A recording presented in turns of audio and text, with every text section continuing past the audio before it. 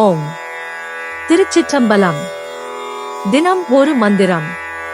திருமூலர் திருமந்திரம். மூன்றாம் தந்திரம். வீராகமம். மந்திரம் 48.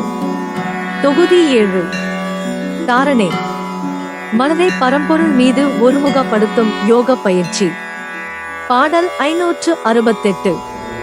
கோணா மனத்தை குறிக்கொண்டு கீழ்கட்டி வீணா தண்டூடே வெளியுறத்தானோக்கே காணாக்கண் கேளாச்செவி என்று இருப்பார்க்கு வானால் அடைக்கும் வழியதுவாமே.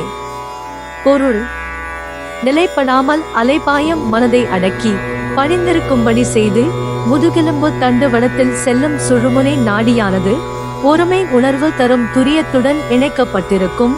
அதன் வழியாக சிந்தனை செலுத்தி பிரபஞ்ச வெளியில் உள்ள பரம்பொருளை யோகத்தவத்தின் மூலம் காண வேண்டும்.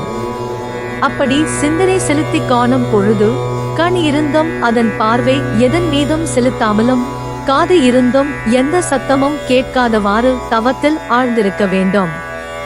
இது போன்று மனதை ஒருநிலைப்படுத்தி தியானித்திருப்போருக்கு ஆன்மா விண்ணுலகை அடையாமல் நீண்ட ஆயுளோடு வாழும் வழிமுறையாகும்.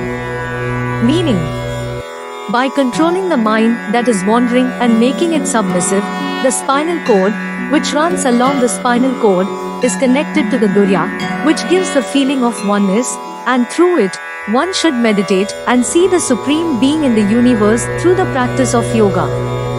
While contemplating and seeing in this way, one should be absorbed in penance, without focusing the eyes on anything, and without listening to any sound with the ears.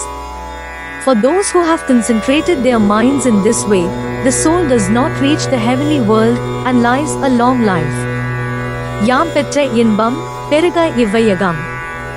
இணைந்திருங்கள், அனைவருக்கும் பகிர்ந்திருங்கள்.